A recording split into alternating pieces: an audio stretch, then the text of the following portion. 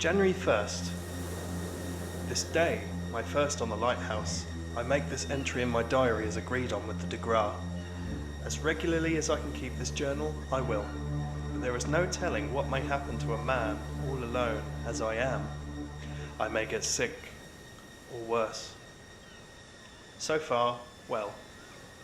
The cutter had a narrow escape, but why dwell on that, since I am here, all safe? My spirits began to revive already, at the mere thought of being, for once in my life at least, thoroughly alone. For, of course, Neptune, large as he is not to be taken into consideration as society.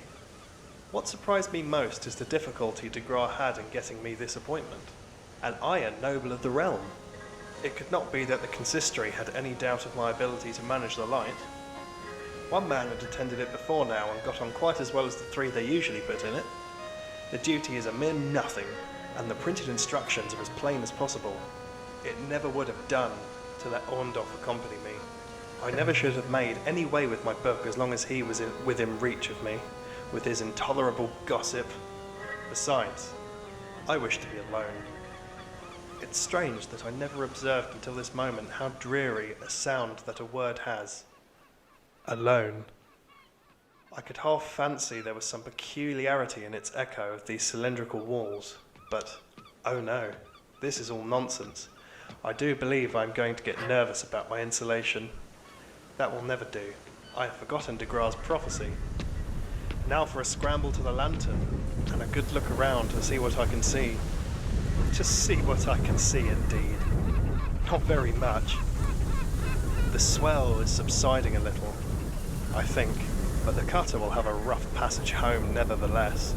She will hardly get within sight of Norland before noon tomorrow, and yet it can be hardly more than 190 to 200 miles away.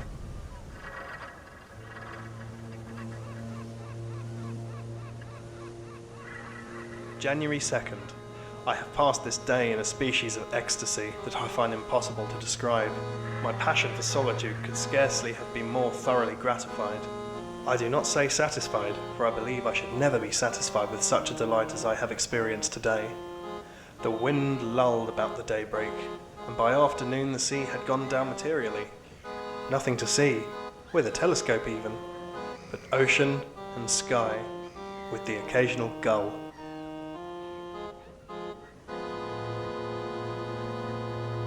January 3rd. A dead calm all day. Towards evening the sea looked very much like glass. A few seaweeds came into sight, but besides them absolutely nothing all day, not even the slightest speck of a cloud. Occupied myself in exploring the lighthouse.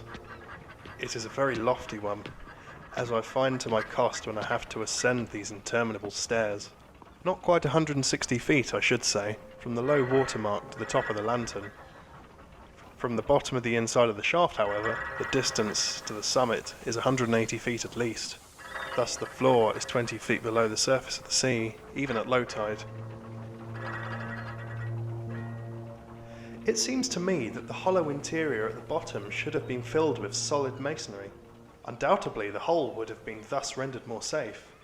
But what am I thinking about? A structure such as this is safe enough under any circumstances. I should too feel myself secure in it during the fiercest hurricane that ever raged. And yet, I have heard seamen say occasionally, with a wind at southwest, the sea has been known to run higher here than anywhere. No mere sea, though, could accomplish anything with a solid iron riveted wall, which at 50 feet from high water mark is 4 feet thick, if 1 inch. The basis on which the structure rests seems to me to be chalk. January 4th.